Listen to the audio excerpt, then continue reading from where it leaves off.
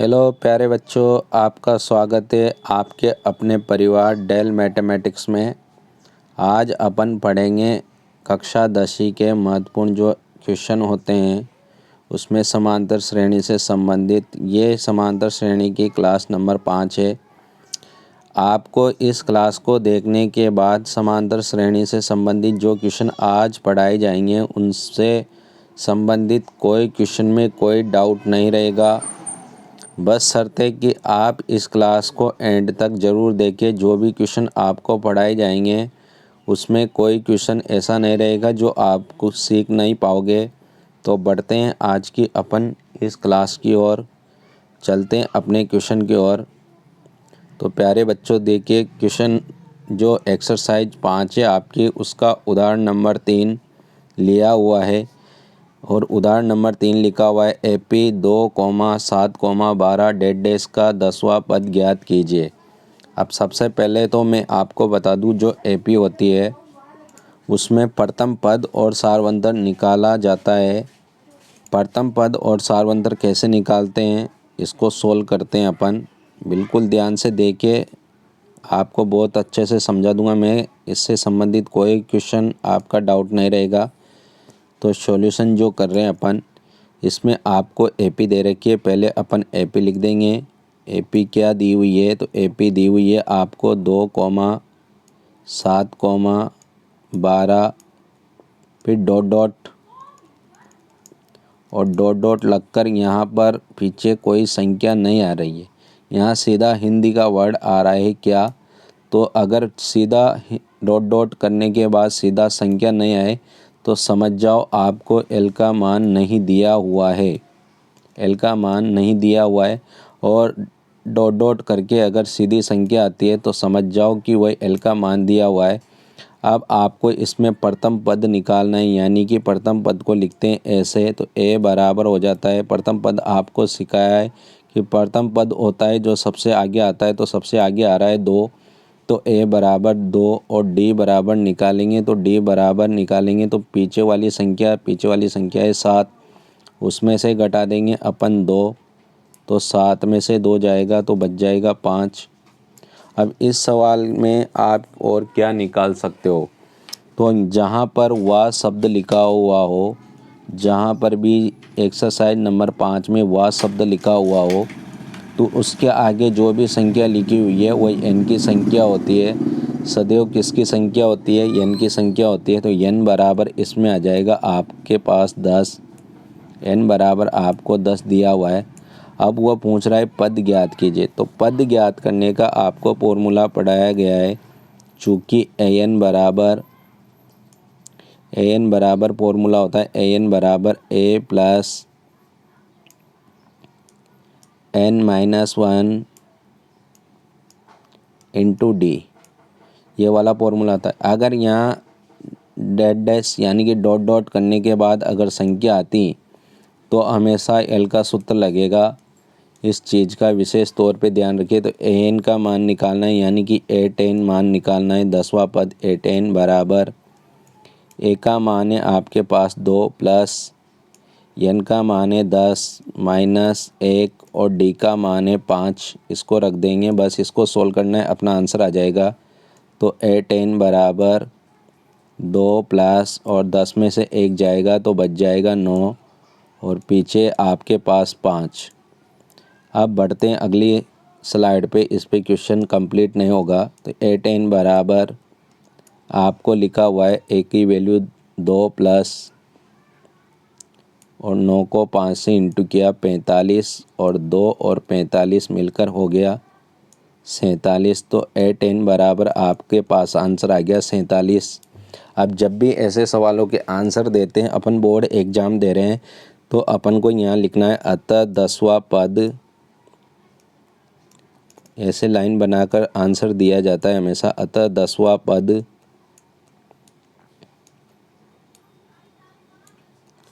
47 होगा। अतः 10वां पद कितना होगा, 47 होगा। ऐसे लैंग्वेज लिखकर आंसर दिया जाता है। तो ये था अपना उदाहरण नंबर 3। मेरे हिसाब से आप सबको समझ में आया होगा। बढ़ते हैं अगले उदाहरण नंबर 4 की ओर। उदाहरण नंबर जो 4 लिखा हुआ है, एग्जाम्पल 4 लिखा हुआ है, इसको भी आप बड़े ध्यान से देखिए प्यारे बच्चों। क्वेश्चन एग्जाम्पल नंबर 4, आपको एपी दे रखी है। एपी बराबर मैं यहाँ लिख देता हूँ, आपको एपी क्या दे रखी है, तो एपी दे रखी है आपको 21, 18, 15 और डॉट डॉट। इसमें भी पीछे संख्या नहीं आ रही, तो यानी कि इसमें एल का मान आपको नहीं दिया हुआ है। इस चीज़ का विशेष तौर पे ध्यान रखो, ये से पहचानना आना चाहिए कि कौन एल का मान होता है, कौन ए एन का मान होता है, कौन एन का मान होता है। अब इसमें अपन निकालेंगे ए बराबर, यानी कि प्रथम पद ए बराबर, तो ए बराबर आगे वाली संख्या यानी कि 21। डी बराबर प्यारे बच्चों क्या आएगा, तो 18 में से 21 घटाना है, तो 18 माइनस 21।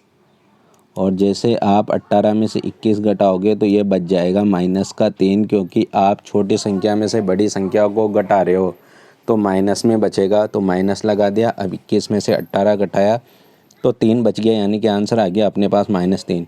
अब इस वाले सवाल में ना तो वह आया है, तो वह नहीं आया, तो यानी कि जो अगर वह नहीं आए तो यानी कि एन का मान ही निकालना है। अब कौन सा पद -81 है, यानी कि ए एन का मान आपको दिया हुआ है, ए एन बराबर -81। समझो बात को, अगर यहाँ डॉट डॉट करके संख्या आ जाता तो वह एल की संख्या होती, अगर वह देता तो एन की संख्या होती, और दोनों ही नहीं दे तो फिर वह ए एन की संख्या है, ए एन बराबर -81। अब आपको जो फॉर्मूला पढ़ाया गया ए एन का, उसी को सूत्र लगा देंगे। चूँकि ए एन बराबर A plus N minus 1 into D, ये फॉर्मूला लगा देंगे। अब ए एन का मान कितना है, -81। ए का मान है आपके पास 21 प्लस एन की वैल्यू निकालनी है, तो n-1 जैसा का जैसा, और डी की वैल्यू है -3। अब इसको कोष्टक में लिखा करो, क्योंकि यहाँ पर माइनस लिखा हुआ है। अब ये प्लस का 21 का पक्षांतरण होकर हमेशा इधर लेकर आया करो, तो -81 और प्लस का 21 इधर आएगा तो -21 हो जाएगा। तो ये ऐसे बन जाएगा -81 और -21 बराबर हो जाएगा n-1 और -3। अब 81 और -21 मिलकर हो गया -102। अब ये -3 जो आपके इनटू में वह इधर आ जाएगा बटे में, यानी कि -3 बराबर इधर बच जाएगा n-1, माइनस से माइनस कट गया। अब आप यहाँ पर भाग दोगे तो भाग जाएगा 34 बार, और बराबर में बच रहा है n-1। अब माइनस का 1 जब इधर पक्षांतरण होगा तो ये हो जाएगा 34 + 1, n बराबर हो जाएगा ये 35। यानी कि जो एपी है उसका आपसे पूछा गया था कि कौन सा पद -81 है, तो कौन से नंबर का पद -81 है, तो 35वां पद -81 है। तो अपन यहाँ लिख देंगे, अतः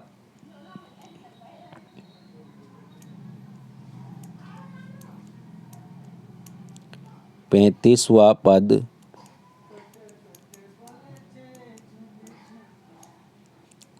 -81 है। इस तरीके से लिख देंगे अपन। एंड में जो भी आंसर आता है उसको ऐसे लिखा जाता है।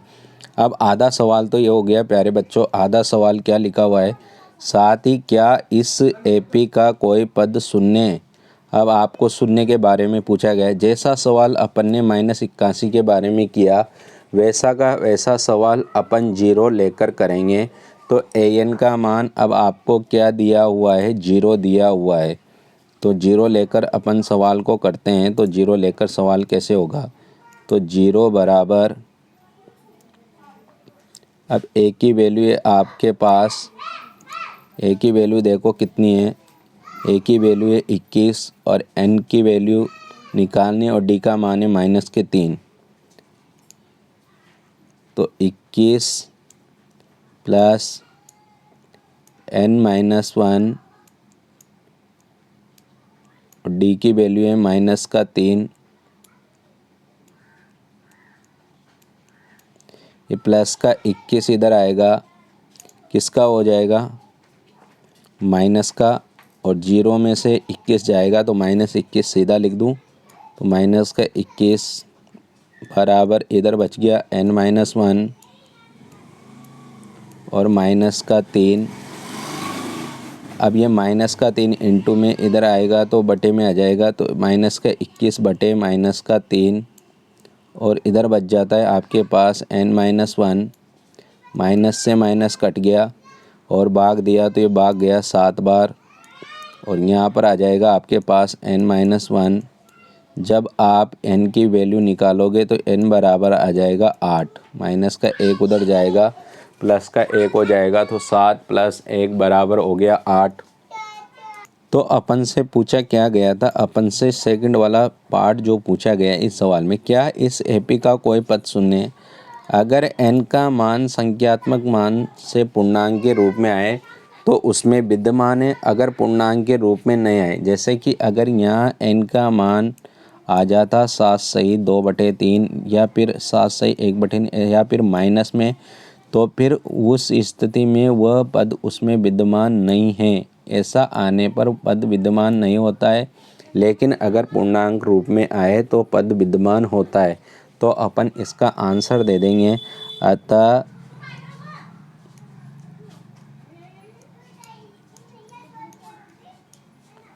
शून्य विद्यमान होगा, अतः शून्य विद्यमान होगा जो एपी का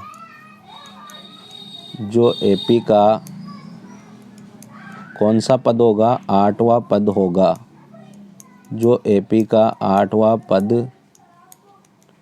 होगा। इस तरीके से अपन आंसर दे देंगे और अपना ये क्वेश्चन कंप्लीट होता है। उदाहरण नंबर 4।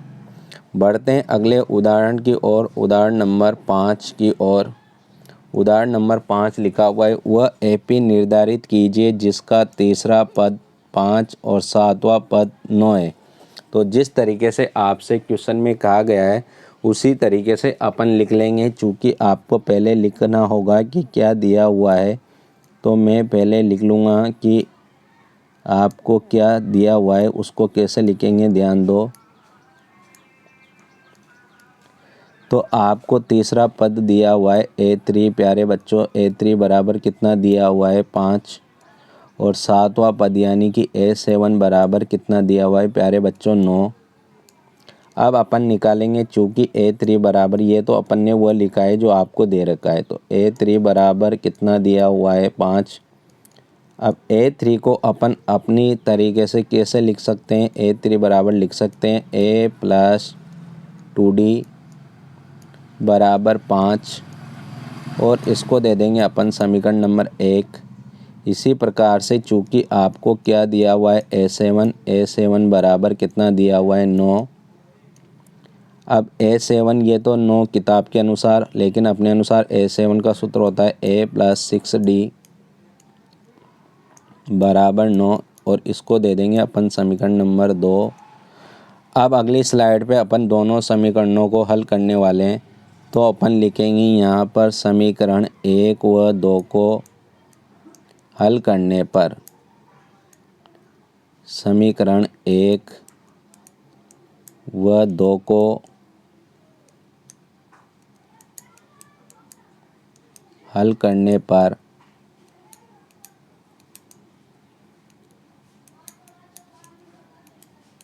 तो हल करेंगे तो पहले वाली समीकरण ऊपर नीचे और सेकंड वाली समीकरण नीचे, तो इस तरीके से हल करेंगे A + 2D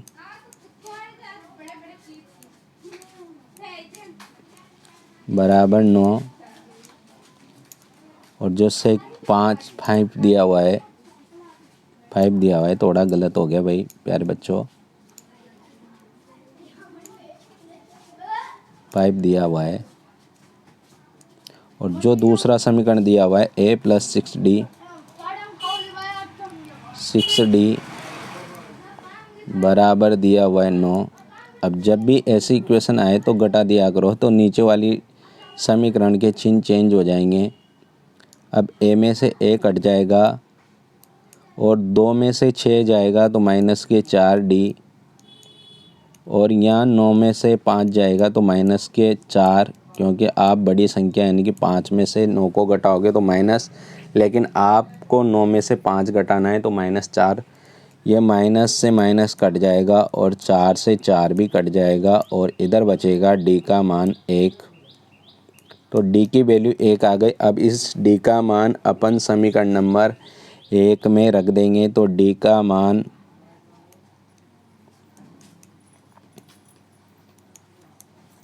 समीकरण 1 में रखने पर, समीकरण 1 में रखेंगे d का मान समीकरण 1 में रखने पर, तो d का मान समीकरण 1 में रखेंगे तो यहाँ ध्यान दो, d का मान समीकरण 1 में 1 जैसा का जैसा +2 और d की वैल्यू है आपके पास 1, ऐसा लिखा हुआ था। और बराबर में आ रहा है कितना, बराबर में आपके पास आ रहा है 5। अब इस इक्वेशन को सोल्व करना है तो a + 2 को 1 से इंटू किया 2 बराबर में 5। a बराबर आ जाएगा 5 - 2, और 5 में से आप 2 को घटाओगे तो a बराबर आपके पास आ जाएगा 3, यानी कि प्रथम पद आ गया आपके पास 3 और d का मान आ गया प्यारे बच्चों 1।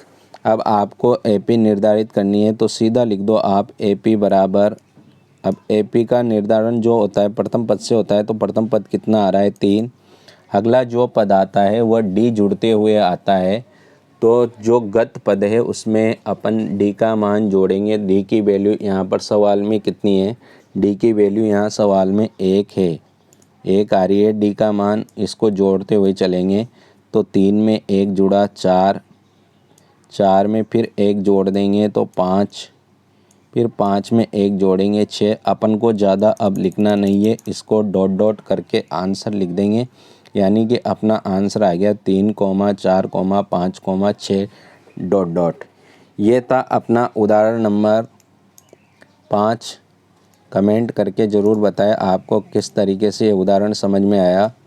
थोड़ा कठिन तो नहीं लगा, बिल्कुल आसान भाषा में आपको पढ़ाया जा रहा है। अगले सवाल की ओर उदाहरण नंबर 6 की ओर चलते हैं। उदाहरण नंबर 6 को हल करने से पहले इस बात को ज़रूर जानें, संघर्ष संघर्ष संघर्ष, आदमी का जो संघर्ष होता है वह आदमी का संघर्ष आदमी को जिता देता है। संघर्ष संघर्ष संघर्ष इंसान को इतना मजबूत बना देता है। कौन? संघर्ष इतना मजबूत बना देता है कि फिर चाहे वह कितना भी कमज़ोर क्यों ना हो, यानी कि इंसान अगर संघर्ष करता हुआ है तो वह संघर्ष ही इंसान को इतना मजबूत बना देगा, फिर चाहे वह कितना ही कमज़ोर क्यों ना हो। जैसे कि ये इंसान आपको स्लाइड पे नज़र आ रहा होगा कि ये कमज़ोर था, लेकिन इसने जो पीछे का हिस्सा बांधकर ये पहाड़ पर चढ़ने का प्रयास कर रहा है, पीछे बारिश हो रही है, फिर भी ये फिसलन की डर की वजह से ये पीछे नहीं रहा और इसका संघर्ष इतना तेज है कि यह पहाड़ को छूना चाहता है, पहाड़ पर चढ़ना चाहता है, और इस इंसान का संघर्ष ही इसको मजबूत बना रहा है। तो प्यारे बच्चों, आपको भी पढ़ाई के साथ इतना ही संघर्ष करना है। ऐसा नहीं लगना चाहिए आपको कि मैं इतनी पढ़ाई करता हूँ फिर भी मेरे मार्क्स नहीं आ रहे। एक दिन आपके वह संघर्ष इतना मजबूत बना देगा कि आप क्लास के टॉपर होगे, और क्लास के टॉपर होने के साथ साथ आप जिला स्तर या राज्य स्तर के भी टॉपर होंगे। इनके जीते जागते उदाहरण है। अपने डेल मैथमेटिक्स में हर साल बच्चों के 100/100 मार्क्स आते हैं। इसके जीते जागते उदाहरण आपके सामने बहुत सारे हैं। आप यूट्यूब पे जाकर पोस्टों को देख के वहाँ पर बने हुए हैं कि किन किन बच्चों के 100/100 नंबर आए हुए हैं। तो आपको संघर्ष करते रहना है पढ़ाई के प्रति। बढ़ते हैं अगले क्वेश्चन की ओर। उदाहरण नंबर 6। क्या संख्याओं की सूची 5, 11, 17, 23। पहले तो आपको सूची दी हुई है, सूची से पता करना है कि ये एपी है या नहीं है। यदि एपी नहीं होती है तो सवाल वहीं ख़त्म हो जाता है, और अगर एपी है तो अपन को चेक करना है कि 301 इसमें विद्यमान होगा या नहीं होगा। तो अपन करते हैं अपना उदाहरण नंबर 6। ध्यान दीजिएगा आप। तो आपको लिखा हुआ है सूची लिखी हुई है आपको सूची, तो सूची लिख देंगे अपन। सूची आपको क्या दी हुई है? 5, 11, 17, 23 ... यह आपको सूची दी हुई है। अब इसमें अपन प्रथम पद ए बराबर निकालेंगे तो ए बराबर आपके पास आ जाएगा 5। फिर डी बराबर निकालेंगे तो यानी कि सार्वंतर 11 - 5, और 11 में से 5 गया, आपके पास आंसर आ गया 6। अब फिर पुनः डी बराबर निकालेंगे तो 17 - 11, और 17 में से 11 जाएगा, 6 बच जाएगा। फिर वापस डी निकालेंगे। तो डी इतने क्यों निकाल रहे हैं? क्योंकि जब भी किसी एपी की या संख्याओं की सूची की जांच करनी होती है तो जितने आपके पदों का क्रमागत पदों के मध्य अंतर निकाल सकते हो उतने ही डी निकालने पड़ते हैं। तो यहाँ पर 4 पद दिए हुए हैं, 4 पद दिए हुए हैं, तो 3 एक कम कर लिया करो तो 3 डी निकलेंगे। और अगर आपको 5 पद दे रखे हैं तो 4 डी निकलेंगे, और 3 दे रखे हैं तो 2 डी निकालने अनिवार्य होंगे। अब यहाँ निकालेंगे अपन 23 - 17 बराबर में आपके पास यहाँ आता है 6। तो आप देख पा रहे हैं तीनों जगह डी का मान 6 आ रहा है। अगर तीनों जगह में से एक जगह भी डी का मान चेंज हो जाता या 5 आ जाता, 7 आ जाता, तो अपन कह देते कि दी गई सूची कोई एपी नहीं है। और अगर डी का मान सब जगह समान आ रहा है तो अपन बोल देंगे कि दी गई सूची एक एपी है। तो अपन को लिखना होगा चूंकि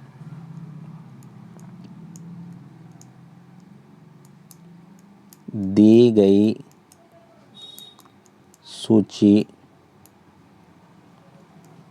एक एपी है, एक एपी है। अब दी गई सूची एक एपी है तो अपन को इससे पता करना है कि कोई पद 301 है या नहीं, इस सूची के अंदर 301 विद्यमान है या नहीं, इसका अपन को पता करना है। तो बढ़ते हैं आगे।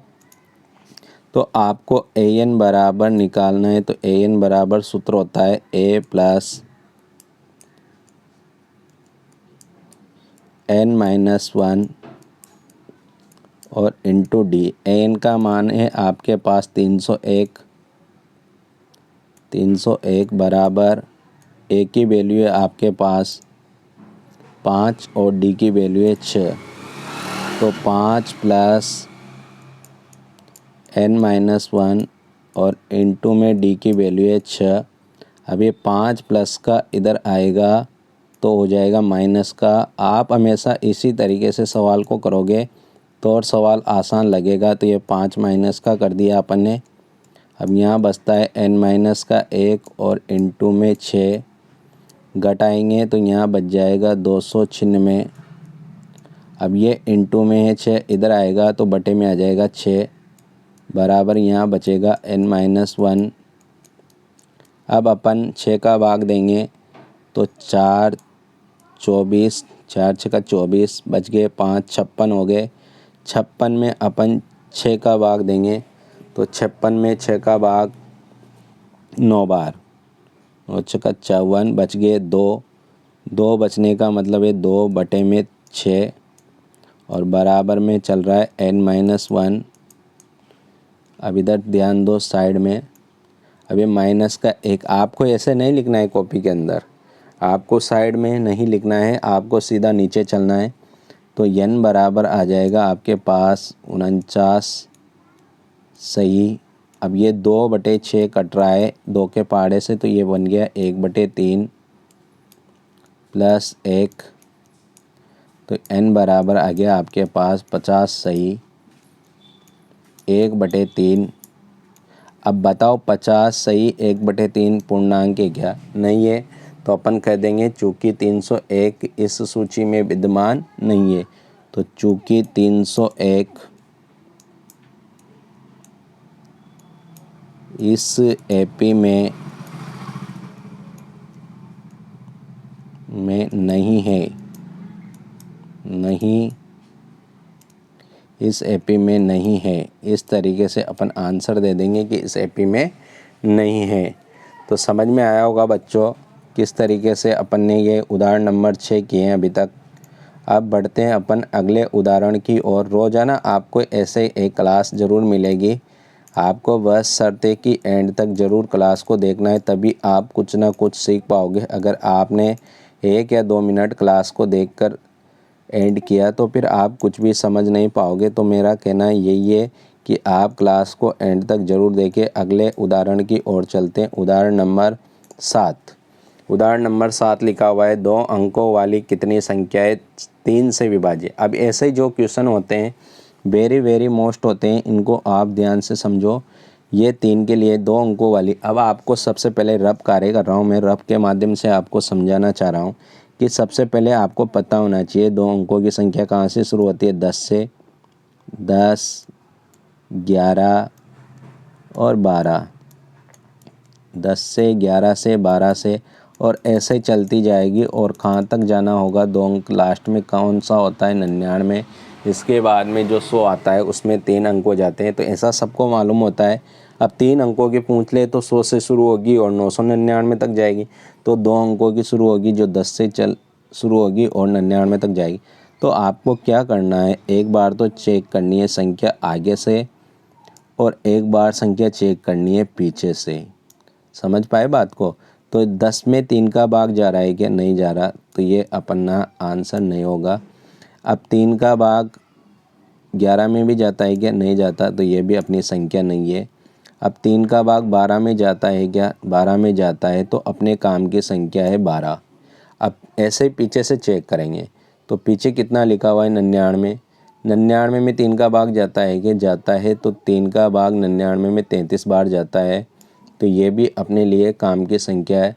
अगर मान लो यहाँ पर संख्या काम की नहीं होती तो फिर अपन आते 98 पे, 98 नहीं होती तो आते 97 पे, लेकिन एक न एक संख्या ज़रूर मिल जाती है ऐसे। तो इस तरीके से चेक करेंगे।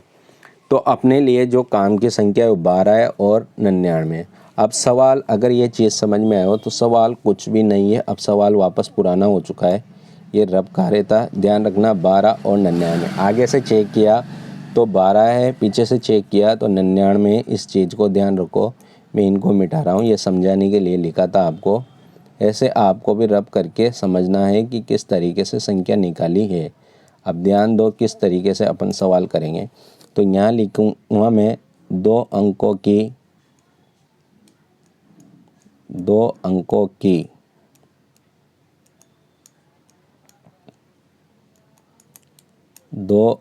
की प्रथम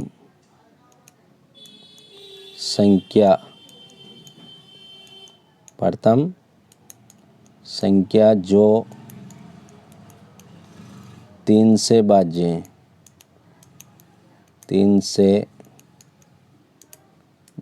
हैं।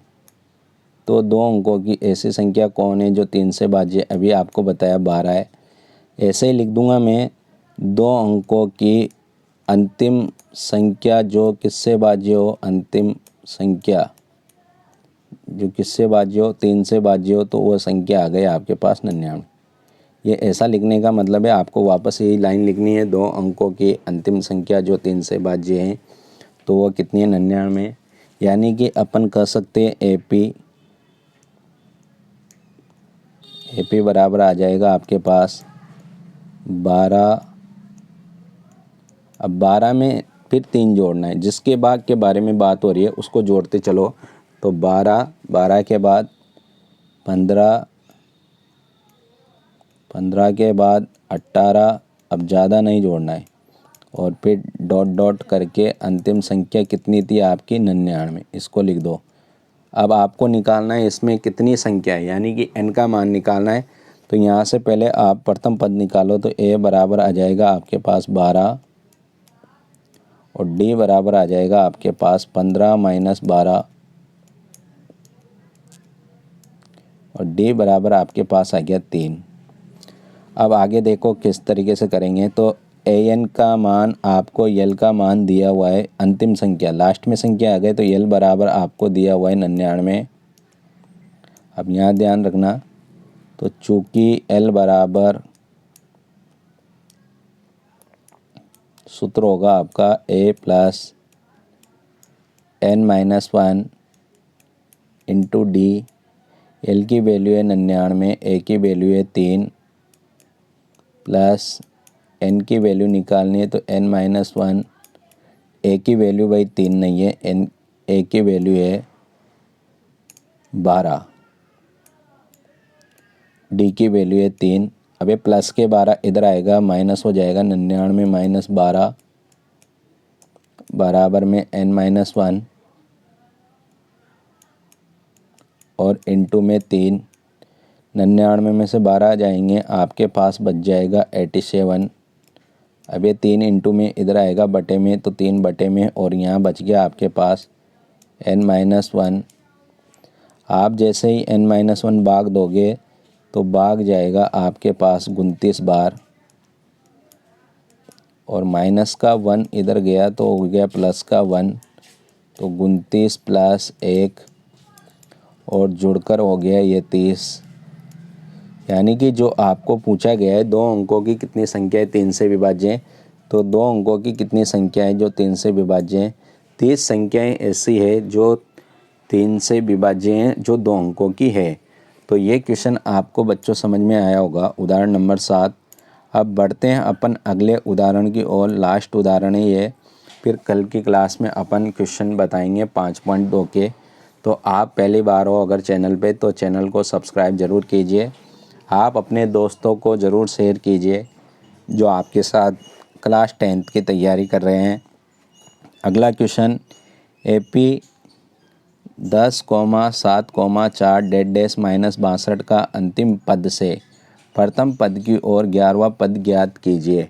अब अंत से जब भी पद ज्ञात करने का सूत्र आपको पता होना चाहिए। तो पहले अपन लिखेंगे AP बराबर,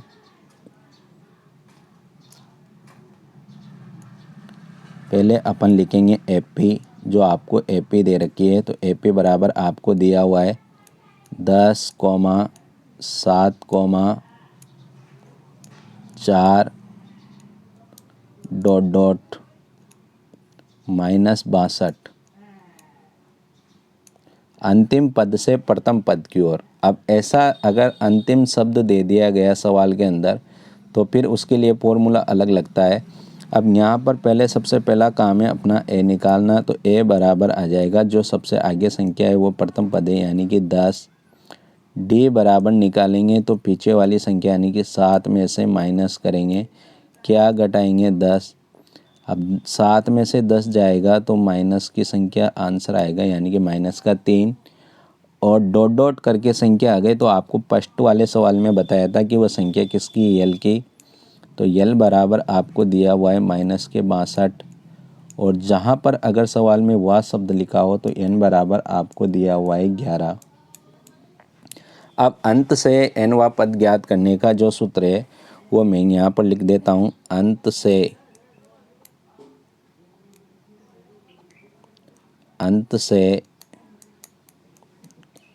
nवां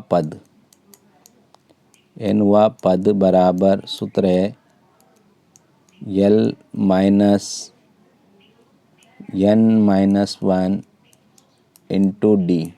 ये वाला फॉर्मूला है भाई अंत से nवां पद ज्ञात करने का। तो अंत से nवां पद ज्ञात करने का सूत्र आप बिल्कुल ध्यान रखो। इसको अपन चाहे तो ब्रैकेट में बंद कर लेते हैं ताकि आपको अच्छे से याद हो जाए। ब्रैकेट में बंद कर देता हूँ मैं आपके लिए इस सूत्र को। तो अंत से n पद ज्ञात करने का जो फॉर्मूला है वह ये होता है, अंत से n पद ज्ञात करने का l minus n minus 1 into D. बढ़ते हैं अगले आगे इस सवाल को कंप्लीट करने की ओर। तो l की वैल्यू कितनी है? l की वैल्यू है अपने पास -62, माइनस सूत्र से n की वैल्यू है आपके पास 11 -1, d की वैल्यू कितनी है -3। जब भी d की वैल्यू -3 आए या -5 आए, कुछ भी माइनस में आए उसको कोष्टक में लिखा करो। अगर आपने बिना कोष्टक में लिख दिया तो माइनस समझ सकता है आपका जो बोर्ड एग्ज़ाम की कॉपी चेक करेगा उसको, जबकि वहाँ पर गुणा हो रहा है। तो -62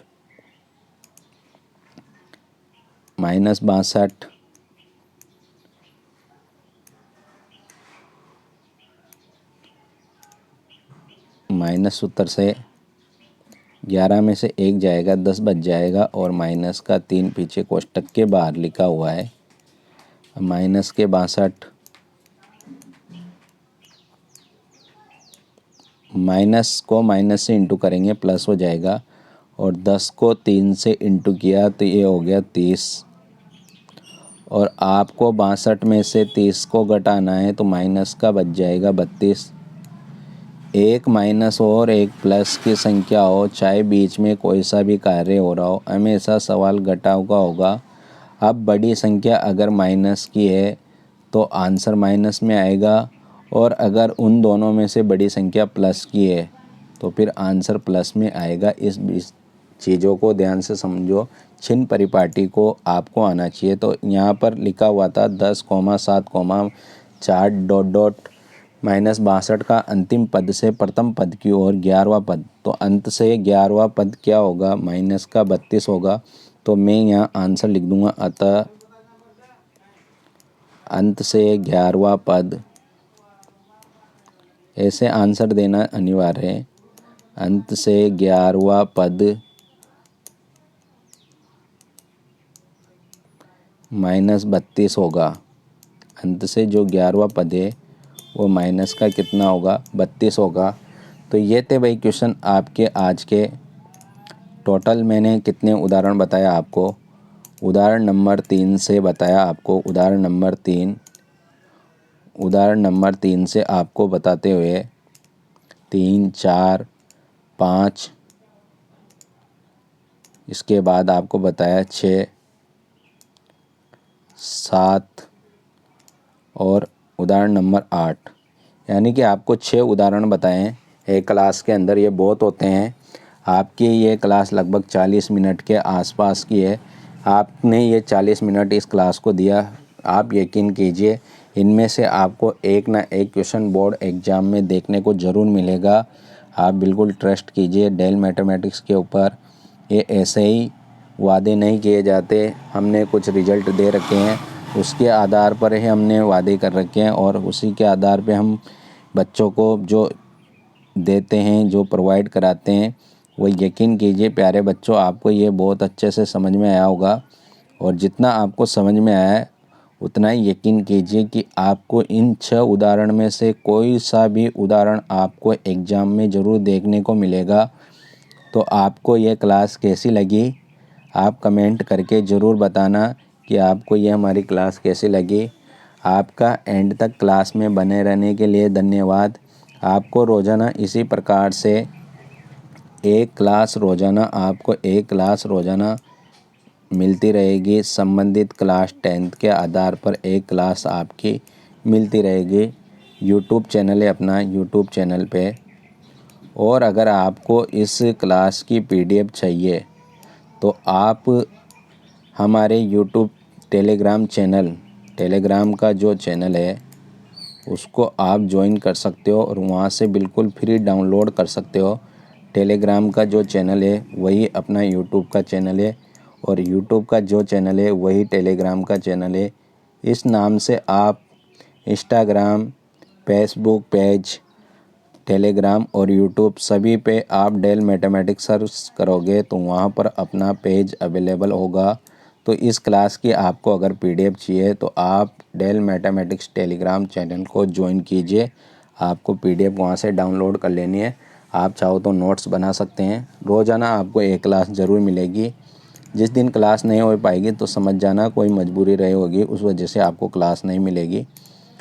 तो आज की क्लास यहीं समाप्त करते हैं प्यारे बच्चों। कमेंट करके ज़रूर बताना और शेयर ज़रूर करना आपके दोस्तों को, लेकिन कमेंट ज़रूर करना कि आपको ये क्लास कैसी लगी। कल मिलते हैं। अपना ध्यान रखिएगा। आपका दिन शुभ हो। धन्यवाद। Take care.